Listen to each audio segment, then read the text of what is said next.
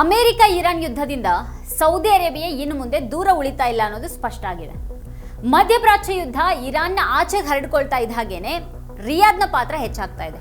Iran ಅನ್ನ ನೇರ ಬೆದರಿಕೆಯಾಗಿ ನೋಡೋದ್ರೊಂದಿಗೆ Saudi ಅರೇಬಿಯಾದ ಕಾರ್ಯತಂತ್ರದಲ್ಲಿ ಆಗಿರುವಂತಹ ಈ ಬದಲಾವಣೆ ಮಧ್ಯಪ್ರಾಚ್ಯದ ಅಧಿಕಾರ ಸಮತೋಲನವನ್ನ ಹೇಗೆ ಮರು ರೂಪಿಸಬಹುದು ಅನ್ನೋದು ಕುತೂಹಲಕಾರಿಯಾಗಿದೆ. ಮೊನ್ನೆ ಜುಲೈ 28ರಂದು ಸೌದಿ ಅರೇಬಿಯಾ ಇರಾಕ್ನ ಪಾಪ್ಯುಲರ್ ಮೊಬಿಲೈಸೇಷನ್ ಫೋರ್ಸಸ್ ಅಂದ್ರೆ PMF ಸಂಘಟನೆಗೆ ಸೇರಿದಂತಹ ಸುಮಾರು 60 ಸ್ಥಳಗಳ ಮೇಲೆ ದಾಳಿ ಮಾಡಿತು. ಈ ದಾಳಿಯಲ್ಲಿ ಸುಮಾರು 20 PMF ಸೈನಿಕರು ಸಾವನ್ನಪ್ಪಿದ್ರು. ಅದೇ ಸಂಘಟನೆ ತನ್ನ ತೈಲ ಸೌಲಭ್ಯಗಳ ಮೇಲೆ ದಾಳಿ ಮಾಡಿದೆ ಅಂತ ಸೌದಿ ಅರೇಬಿಯಾ ಆರೋಪ ಮಾಡಿದೆ. ಹೀಗಾಗಿ ಪ್ರತೀಕಾರವನ್ನು ತೀರಿಸಿಕೊಂಡಿದೆ. ಇರಾಕ್ ಸರ್ಕಾರ ಇದನ್ನ ತನ್ನ ಸಾರ್ವಭೌಮತ್ವದ ಉಲ್ಲಂಘನೆ ಅಂತ ಕರೆದಿದ್ರು ಯಾವುದೇ ಪ್ರತೀಕಾರದ ಬಗ್ಗೆ ಮಾತಾಡಿಲ್ಲ. ಇದರ ಪರಿಣಾಮವಾಗಿ PMF ನಾಯಕರು ಈಗ ಇರಾಕ್ ಸರ್ಕಾರದ ವಿರುದ್ಧ ತಿರುಗಿಬಿದ್ದಿದ್ದಾರೆ. ಈ PMF ಇರಾನ್ನಿಂದ ಹಣಕಾಸು, ಶಸ್ತ್ರಾಸ್ತ್ರ ಮತ್ತೆ ತರಬೇತಿ ಪಡೆದಂತ ಹಲವಾರು ಸಣ್ಣ ಸಂಘಟನೆಗಳು ಮತ್ತೆ ಅವುಗಳ ಪ್ರಾಕ್ಸಿಗಳು ಒಟ್ಟಾಗಿ 2014ರಲ್ಲಿ ರಚನೆಯಾದಂತಹ ಒಂದು ಸಂಘಟನೆ. ಇದು ಇರಾನ್ ಮತ್ತೆ ಇರಾಕ್ ನಡುವಿನ ಮಿತ್ರತ್ವಕ್ಕೆ ಸಾಕ್ಷಿ ಅಂತಿರುವಂತಹ ಸಂಘಟನೆ ಕೂಡ ಹೌದು. ಜುಲೈ 28ರ ದಾಳಿಯನ್ನ ಈಗ ನಡೆದಿರುವ ಯುದ್ಧಕ್ಕೆ ಸೌದಿ ಅರೇಬಿಯಾದ ಅಧಿಕೃತ ಪ್ರವೇಶ ಅಂತ ನೋಡ್ಲಾಗ್ತಾ ಇದೆ. ಯುದ್ಧದ 6ನೇ ತಿಂಗಳು ಪ್ರಾರಂಭ ಆಗಿದೆ. ಇಲ್ಲಿಯವರೆಗೆ ಸೌದಿ ಅರೇಬಿಯಾ ಯಾವುದೇ ದೇಶದ ಮೇಲೆ ನೇರ ದಾಳಿಗೆ ಮುಂದಾಗಿರಲಿಲ್ಲ. ಆದರೆ ಈಗ ಪರಿಸ್ಥಿತಿ ತುಂಬಾ ದೂರ ಹೋಗ್ತಾ ಇರೋ ಹಾಗೆ ತೋರ್ತಾ ಇದೆ. ಸೌದಿ ಅರೇಬಿಯಾ ಮತ್ತೆ ಇರಾಕ್ ನಡುವಿನ ಈ ಘರ್ಷಣೆಯ ನಂತರ ಪಾಕಿಸ್ತಾನ ಸೌದಿ ಅರೇಬಿಯಾವನ್ನ ರಕ್ಷಿಸೋದಕ್ಕೆ ಪ್ರತಿಜ್ಞೆ ಮಾಡಿರೋದ್ರಿಂದ ಪಾಕಿಸ್ತಾನದ ಪಾತ್ರದ ಬಗ್ಗೆ ಪ್ರಶ್ನೆಗಳೆದ್ದಿವೆ. ಈಗ ಕಳೆದ ವರ್ಷ ಸೆಪ್ಟೆಂಬರ್ನಲ್ಲಿ ಎರಡೂ ದೇಶಗಳ ನಡುವೆ ರಕ್ಷಣಾ ಒಪ್ಪಂದಕ್ಕೆ ಸಹಿ ಹಾಕಲಾಯಿತು. ಅದು ಸೌದಿ ಅರೇಬಿಯಾ ಮೇಲೆ ದಾಳಿ ಮಾಡಿದ್ರೆ ಪಾಕಿಸ್ತಾನ ಸೌದಿ ಅರೇಬಿಯಾದ ರಕ್ಷಣೆಗೆ ಬರುತ್ತೆ ಅಂತ ಸ್ಪಷ್ಟವಾಗಿ ಹೇಳಿದೆ. ಯುದ್ಧದ ಸಮಯದಲ್ಲಿ ಪಾಕಿಸ್ತಾನ ತನ್ನ ಯುದ್ಧ ವಿಮಾನಗಳನ್ನು ಸೌದಿ ಅರೇಬಿಯಾದ ವಾಯುನೆಲೆಗೆ ನಿಯೋಜಿಸಿತು. ಆದರೆ ಅವುಗಳ ಬಳಕೆ ಬಗ್ಗೆ ಇನ್ನೂ ಯಾವುದೇ ಸುದ್ದಿ ಬಂದಿಲ್ಲ. ಪಾಕಿಸ್ತಾನದ ಸಹಾಯದಿಂದ ಚೀನಾ ಇರಾನ್ಗೆ ಶಸ್ತ್ರಾಸ್ತ್ರಗಳನ್ನು ಕಳಿಸ್ತಾ ಇದೆ ಅನ್ನುವಂಥ ವರದಿಗಳು ಬರ್ತಾ ಇವೆ. ಚೀನಾ ಇರಾನ್ಗೆ ಸುಮಾರು 400 ಮ್ಯಾನ್ ಪ್ಯಾಡ್ಸ್ ಅಂದ್ರೆ ಭುಜದಿಂದ ಹಾರಿಸುವ ಕ್ಷಿಪಣಿ ಲಾಂಚರ್ಗಳನ್ನ ಪೂರೈಸೋದಕ್ಕೆ ಯೋಜಿಸ್ತಾ ಇದೆ ಅಂತ ವರದಿ ಹೇಳುತ್ತೆ. ಯುದ್ಧದ ಮೊದಲು ರಷ್ಯಾ ಕೂಡ ಇರಾನ್ಗೆ ಮ್ಯಾನ್ ಪ್ಯಾಡ್ಸ್ ಅನ್ನ ಪೂರೈಸಿತ್ತು. ಕೆಲವು ಅಮೆರಿಕನ್ ಫೈಟರ್ ಜೆಟ್ಗಳನ್ನು ನಾಶ ಮಾಡೋದಕ್ಕೆ ಈ ಶಸ್ತ್ರಾಸ್ತ್ರಗಳನ್ನು ಕೂಡ ಬಳಸಲಾಗಿದೆ ಅಂತ ಅಮೆರಿಕನ್ ತಜ್ಞರೇ ಹೇಳ್ತಾರೆ. ಈಗ ಚೀನಾ ಕೂಡ ಈ ಶಸ್ತ್ರಾಸ್ತ್ರಗಳನ್ನು ಇರಾನ್ಗೆ ಒದಗಿಸ್ತಾ ಇದೆ. ಆದರೆ ಪಾಕಿಸ್ತಾನ ಮತ್ತೆ ಚೀನಾ ಎರಡೂ ಈ ಒಂದು ವರದಿಯನ್ನು ನಿರಾಕರಿಸಿವೆ. ಒಂದು ಕಡೆಗೆ ಇರಾನ್ ಮತ್ತೆ US ಇನ್ನೂ ಪರಸ್ಪರ ದಾಳಿ ಮಾಡ್ತಾ ಇವೆ. ಮತ್ತೊಂದು ಕಡೆಗೆ ಟ್ರಂಪ್ ಇನ್ನು ಹಾರ್ಮುಜ್ ಸಮಸ್ಯೆನ ಪರಿಹರಿಸೋದಕ್ಕೆ ಸಾಧ್ಯ ಆಗಿಲ್ಲ. ಅವರು ಏನೇ ಬಡಾಯಿ ಕೊಚ್ಕೊಂಡ್ರು ಕೂಡ ಅದೆಲ್ಲನೂ ಸುಳ್ಳು ಅನ್ನೋದು ಸಾಬೀತಾಗ್ತಾ ಇದೆ. ಕಳೆದ ವಾರ ಹಾರ್ಮುಜ್ ನಿಯಂತ್ರಣಕ್ಕೆ ಒಂದು ಚೌಕಟ್ಟನ್ನು ರೂಪಿಸೋದಕ್ಕೆ ಗಲ್ಫ್ ದೇಶಗಳ ಜೊತೆಗೆ ಕೆಲಸ ಮಾಡುವಂತೆ ಓಮಾನ್ ಇರಾನ್ ಎದುರು ಪ್ರಸ್ತಾಪಿಸಿತು. ಆದರೆ ಇರಾನ್ ಈ ಒಂದು ಪ್ರಸ್ತಾಪವನ್ನು ತಿರಸ್ಕರಿಸಿದೆ.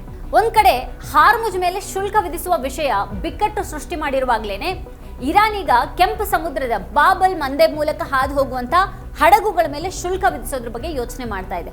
ಟ್ರಂಪ್ ಮತ್ತೆ ನೇತನ್ಯಾಹು ಪ್ರಾರಂಭ ಮಾಡಿದಂಥ ಯುದ್ಧ ಮಧ್ಯಪ್ರಾಚ್ಯದಲ್ಲಿ ಹರಡ್ತಾನೆ ಇದೆ.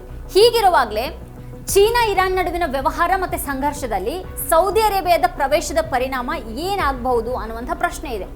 ಈ ಯುದ್ಧ ಮತ್ತಷ್ಟು ಹರಡ್ತಾ ಇದೆ ಅನ್ನೋದರ ಸೂಚನೆ ಮಾತ್ರ ಸಿಗ್ತಾ ಇದೆ. ಜುಲೈ 28ರಂದು ಜೋರ್ಡಾನ್ನಲ್ಲಿರುವಂತಹ US ವಾಯುನೆಲೆಯಿಂದ ಇರಾನ್ ಮೇಲೆ ದಾಳಿ ನಡೀತು. ಇರಾನ್ ತಕ್ಷಣನೇ ಪ್ರತೀಕಾರವನ್ನು ತೀರಿಸಿಕೊಳ್ತು. ಜೋರ್ಡಾನ್ನಲ್ಲಿರುವಂತಹ US ಮಿಲಿಟರಿ ನೆಲೆಗಳ ಮೇಲೆ ಬ್ಯಾಲಿಸ್ಟಿಕ್ ಕ್ಷಿಪಣಿಗಳನ್ನು ಹಾರಿಸಲಾಯಿತು. ಅದಾದ ನಂತರ ಸೌದಿ ಅರೇಬಿಯಾ ಇರಾಕ್ನಲ್ಲಿರುವಂತಹ ಇರಾನ್ ಬೆಂಬಲಿತ ಮಿಲಿಷಿಯಾ ನೆಲೆಗಳ ಮೇಲೆ ವೈಮಾನಿಕ ದಾಳಿಯನ್ನು ಪ್ರಾರಂಭ ಮಾಡಿತು. ಈಗ ಈಜಿಪ್ಟ್ನ ಡ್ಯಾಮಿಯೆಟಾ ಬಂದರಿನ ಮೇಲೆ ಇರಾನ್ ಡ್ರೋನ್ ದಾಳಿ ನಡೆಸಿದೆ. ಅದರ ಗುರಿ ಅಮೆರಿಕದ ಅನಿಲ ಸಂಗ್ರಹಣಾ ಟ್ಯಾಂಕರ್. ಇರಾನಿನ ಡ್ರೋನ್ ದಾಳಿಯ ನಂತರ ಬಂದರಿನ ಬಳಿ ನಿಂತಿದ್ದಂತಹ ಇತರ ಹಡಗುಗಳು ಬೆಂಕಿಗೆ ಆಹುತಿಯಾದವು. ಕೇವಲ 48 ಗಂಟೆಗಳಲ್ಲಿ ಯುದ್ಧದ ಬಿಸಿ ಈಜಿಪ್ಟ್, ಸೌದಿ ಅರೇಬಿಯಾ, ಇರಾಕ್ ಮತ್ತೆ ಜೋರ್ಡಾನ್ ಅನ್ನ ಮುಟ್ಟಿದೆ. ಈ ಎಲ್ಲಾ ದಾಳಿಗಳಲ್ಲಿ ಹೆಚ್ಚು ಚರ್ಚೆ ಆಗ್ತಾ ಇರೋದು ಸೌದಿ ಅರೇಬಿಯಾದ ದಾಳಿ. ಯಾಕಂದ್ರೆ ಅದು ಮೊದಲಿನಿಂದಾನು ಯುದ್ಧದಲ್ಲಿ ಭಾಗಿಯಾಗೋದನ್ನ ತಪ್ಪಿಸ್ತಾನೆ ಇತ್ತು. ಸೌದಿ ಅರೇಬಿಯಾವನ್ನ ಈ ಯುದ್ಧಕ್ಕೆ ಎಳೆಯಲಾಗಿದೆ ಅಂತ CNN ಬರೆದಿದೆ. ಕಳೆದ 5 ತಿಂಗಳಲ್ಲಿ ಸೌದಿ ಅರೇಬಿಯಾ ನೇರವಾಗಿ ಸಂಘರ್ಷಕ್ಕೆ ಧುಮುಕುತ್ತೆ ಅಂತ ತೋರುವಂತ ಹಲವಾರು ಸಂದರ್ಭಗಳಿದ್ದಾಗಲೂ ಕೂಡ ಅದು ಆ ರೀತಿ ಮಾಡಿರಲಿಲ್ಲ. ಆದರೆ ಈಗ ಈ ನಡೆ ಅದಕ್ಕೆ ದುಬಾರಿ ಆಗಬಹುದು ಅಂತ ತಜ್ಞರು ಹೇಳ್ತಾರೆ. ಇಲ್ಲಿ ಮೊದಲ ಕಾರಣ ಏನು ಅಂತ ಅಂದ್ರೆ ಯುದ್ಧ ಸೌದಿ ಅರೇಬಿಯಾದಲ್ಲಿ ಹೂಡಿಕೆ ಮಾಡುವಂತಹ ಕಂಪನಿಗಳ ಆತಂಕಕ್ಕೆ ಕಾರಣ ಆಗಬಹುದು. ಇದು ಸೌದಿ ಅರೇಬಿಯಾವನ್ನ ಆಧುನೀಕರಿಸುವಂತಹ ಮೊಹಮ್ಮದ್ ಬಿನ್ ಸಲ್ಮಾನ್ ಅವರ ಯೋಜನೆಯನ್ನ ಅಪಾಯಕ್ಕೆ ಸಿಲುಕಿಸಬಹುದು ಅಂತ ಹೇಳಲಾಗ್ತಾ ಇದೆ. ಅವರೇ ಯುದ್ಧದಲ್ಲಿ ಭಾಗಿಯಾಗಿರೋ ಹಾಗೆ ತೋರ್ತಾ ಇರೋದ್ರಿಂದ ಆ ಆಧುನೀಕರಿಸುವಂತಹ ಕನಸು ಈ ಯುದ್ಧದಿಂದ ಭಗ್ನವಾಗುವಂತಹ ಸಾಧ್ಯತೆ ಕಾಣ್ತಾ ಇದೆ. ಇನ್ನು ಎರಡನೇದಾಗಿ ದಾಳಿಗೊಳಗಾದಂಥ ಇರಾಕಿ ಗುಂಪುಗಳು ಸೌದಿ ಅರೇಬಿಯಾ ವಿರುದ್ಧ ಪದೇ ಪದೇ ಪ್ರತೀಕಾರದ ಬೆದರಿಕೆಯನ್ನು ಹಾಕ್ತಾ ಇವೆ. ಸೌದಿ ಅರೇಬಿಯಾ ಇರಾಕ್ ಮೇಲೆ ದಾಳಿ ಮಾಡಿದಾಗ 4 ಹಿರಿಯ IRGC ಅಧಿಕಾರಿಗಳು ಕೂಡ ಸಾವಿಗೀಡಾಗಿದ್ದಾರೆ. ಈ ಅಧಿಕಾರಿಗಳು ಇರಾಕಿ ಪ್ರಾಕ್ಸಿಗಳನ್ನ ಭೇಟಿ ಮಾಡೋದಕ್ಕೆ ಇರಾಕ್ಗೆ ಹೋಗಿದ್ರು. ಇರಾನ್ ಸೌದಿ ಅರೇಬಿಯಾದ ಮೇಲೆ ನೇರ ದಾಳಿ ಮಾಡೋದಕ್ಕೆ ಇದು ಕಾರಣ ಆಗಬಹುದು. ಇರಾನ್ ತನ್ನದೇ ಆದ ರೀತಿಯಲ್ಲಿ ಪ್ರತೀಕಾರವನ್ನು ತೀರಿಸಿಕೊಂಡ್ರೆ ಸೌದಿ ಅರೇಬಿಯಾ ಗಮನಾರ್ಹ ನಷ್ಟವನ್ನು ಅನುಭವಿಸಬೇಕಾಗಿ ಬರಬಹುದು. ಇರಾನ್ ಇಲ್ಲಿಯವರೆಗೆ ಸೌದಿ ಅರೇಬಿಯಾದ ಅಮೆರಿಕನ್ ರಾಯಭಾರ ಕಚೇರಿಗಳು ಸೇರಿದಂಥ ಅಮೆರಿಕನ್ ನೆಲೆಗಳನ್ನು ಗುರಿಯಾಗಿಸ್ಕೊಂಡಿದೆ. ಸೌದಿ ಅರೇಬಿಯಾದ ತೈಲ ಸೌಲಭ್ಯಗಳು ಮತ್ತು ಬಂದರುಗಳನ್ನು ಕೂಡ ಗುರಿಯಾಗಿಸ್ಕೊಂಡಿದೆ. ಆದರೆ ಈಗ ಇರಾಕ್ನಲ್ಲಿ ನಡೆದಂಥ ಈ ದಾಳಿಯ ನಂತರ ಇರಾನ್ ದಾಳಿಯ ಸಾಧ್ಯತೆ ಇನ್ನಷ್ಟು ಹೆಚ್ಚಾಗುತ್ತೆ. ಮತ್ತು ಇನ್ನೊಂದು ಕಡೆಗೆ ಯೆಮೆನ್ನಲ್ಲಿರುವಂಥ ಬಂಡುಕೋರರು ಸೌದಿ ಅರೇಬಿಯಾ ಪಾಲಿಗೆ ತಲೆನೋವಾಗಿದ್ದಾರೆ. ಇದಕ್ಕೂ ಮೊದಲು ಹೌತಿಗಳು ಬಾಬ್ ಅಲ್ ಮಂದೇಬನ್ನ ಮಾತ್ರನೇ ನಿರ್ಬಂಧಿಸಿದರು. ಆದರೆ ಜುಲೈ 26ರಂದು ಅವರು ಕೆಂಪು ಸಮುದ್ರದ ಕರಾವಳಿಯಲ್ಲಿರುವಂತಹ 2 ಸೌದಿ ತೈಲ ಸೌಲಭ್ಯಗಳನ್ನು ಗುರಿಯಾಗಿಸಿಕೊಂಡ್ರು. ಅವುಗಳಲ್ಲಿ ಒಂದು ಜಜಾನ್ ನಗರದಲ್ಲಿದ್ದು ತೀವ್ರ ಹಾನಿಗೊಳಗಾಗಿದೆ ಅನ್ನುವಂಥ ವರದಿಗಳಿವೆ. ಹಾರ್ಮುಜ್ ಮುಚ್ಚಿದ ನಂತರ ಸೌದಿ ಅರೇಬಿಯಾ ಕೆಂಪು ಸಮುದ್ರದ ಮೂಲಕ ಜಗತ್ತಿಗೆ ತನ್ನ ತೈಲವನ್ನು ಮಾರಾಟ ಮಾಡ್ತಾ ಇದೆ. ಆದರೆ ಯಶವನ್ನು ತಲುಪೋದಕ್ಕೆ ಸೌದಿ ಅರೇಬಿಯನ್ ಹಡಗುಗಳು ಬಾಬ್ ಅಲ್ ಮಂದೇಬ್ ಮೂಲಕ ಹಾದು ಹೋಗಬೇಕಾಗತ್ತೆ. ಅದು ಇರಾನ್ನ ನಿಕಟ ಮಿತ್ರರಾದಂಥ ಹೌತಿಗಳ ನೆಲೆ. ಅವರೀಗ ಸೌದಿ ಅರೇಬಿಯನ್ ಹಡಗುಗಳ ಮೇಲೆ ದಾಳಿ ಮಾಡ್ತಾ ಇದ್ದಾರೆ. ಹೀಗಾಗಿ ಸೌದಿ ಅರೇಬಿಯಾ ತನ್ನ ತೈಲವನ್ನು ಅಂತಾರಾಷ್ಟ್ರೀಯ ಮಾರುಕಟ್ಟೆಯಲ್ಲಿ ಮಾರಾಟ ಮಾಡೋದಕ್ಕೆ ಸಾಧ್ಯ ಆಗ್ತಾ ಇಲ್ಲ. ಹೌತಿಗಳ ಬಳಿ ಸಣ್ಣ ಹಡಗುಗಳಿದ್ದು ಅವು ಅತಿ ವೇಗದ ಹಡಗುಗಳಾಗಿವೆ. ತೈಲ ಟ್ಯಾಂಕರ್ಗಳ ಮೇಲೆ ಕ್ಷಿಪಣಿಗಳಿಂದ ಹತ್ತಿರದಿಂದ ದಾಳಿ ಮಾಡಿ ಅಷ್ಟೇ ಬೇಗ ಪಲಾಯನಗೈಯೋದಕ್ಕೆ ಅವುಗಳನ್ನು ಬಳಸ್ತಾರೆ. ಹೌತಿಗಳ ಬಳಿ ಇರಾನ್ ಪೂರೈಸಿದಂಥ ಆಧುನಿಕ ಡ್ರೋನ್ಗಳು ಕೂಡ ಇವೆ. ಅವರ ಈ ಎಲ್ಲ ತಂತ್ರಗಳು ಪರಿಣಾಮಕಾರಿ ಅಂತ ಸಾಬೀತಾಗ್ತಾ ಇವೆ. ಮತ್ತೆ ಯಾವುದೇ ಸೌದಿ ಅರೇಬಿಯನ್ ಹಡಗು ಹಾದು ಹೋಗೋದಕ್ಕೆ ಸಾಧ್ಯನೇ ಆಗ್ತಾ ಇಲ್ಲ. ಇದಕ್ಕಾಗಿನೇ ಸೌದಿ ಅರೇಬಿಯಾ ಈಗ 2 ಕಡೆಯಿಂದ ಸುತ್ತುವರೆದಿದೆ ಅಂತ ಅನೇಕ ತಜ್ಞರು ಬರೀತಾ ಇದ್ದಾರೆ. ಸೌದಿ ಅರೇಬಿಯಾ ಇಂಥದ್ದೊಂದು ಇಕ್ಕಟ್ಟಿನ ಸ್ಥಿತಿಯಲ್ಲಿರುವಾಗಲೇ ಇನ್ನೊಂದು ಕಡೆಗೆ ಇರಾನ್ ಮತ್ತು ಚೀನಾ ನಡುವೆ ರಹಸ್ಯ ಒಪ್ಪಂದ ಸುದ್ದಿ ಇದೆ. ಯುದ್ಧದ ಆರಂಭದಿಂದ ಕೂಡ ಚೀನಾ ಇರಾನ್ಗೆ ವಿವಿಧ ರೀತಿಯಲ್ಲಿ ಸಹಾಯವನ್ನು ಮಾಡ್ತಾ ಇದೆ. ಅದು ತನ್ನ ಉಪಗ್ರಹಗಳ ಮೂಲಕ ಇರಾನ್ ಕ್ಷಿಪಣಿಗಳು ಮತ್ತು ಡ್ರೋನ್ಗಳಿಗೆ ಮಾರ್ಗದರ್ಶನವನ್ನು ನೀಡಿತು. ಚೀನಾ ಇರಾನ್ನ ಅನೇಕ ಕ್ಷಿಪಣಿಗಳನ್ನು ನವೀಕರಿಸಿದೆ ಅಂತ ವರದಿಯಾಗಿದೆ. ಯುದ್ಧದ ಸಮಯದಲ್ಲಿಯೂ ಕೂಡ ಚೀನಾ ಇರಾನ್ ಕ್ಷಿಪಣಿಗಳ ನವೀಕರಣಕ್ಕೆ ಸಹಾಯವನ್ನು ಮಾಡ್ತಾ ಇದ್ದಂತಹ ಸುದ್ದಿ ಅಮೆರಿಕನ್ ಮಾಧ್ಯಮಗಳಲ್ಲಿ ಪ್ರಕಟ ಆಯಿತು.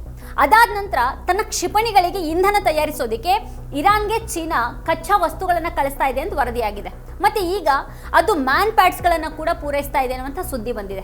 ಪ್ರಪಂಚದ ಹೆಚ್ಚಿನ ದೇಶಗಳು ಈ ಯುದ್ಧದಲ್ಲಿ ಅಮೆರಿಕದ ಜೊತೆಗಿರುವಾಗ ಚೀನಾದ ಈ ನೆರವು ಇರಾನ್ಗೆ ಬಹಳ ಮಹತ್ವದಾಗಿದೆ.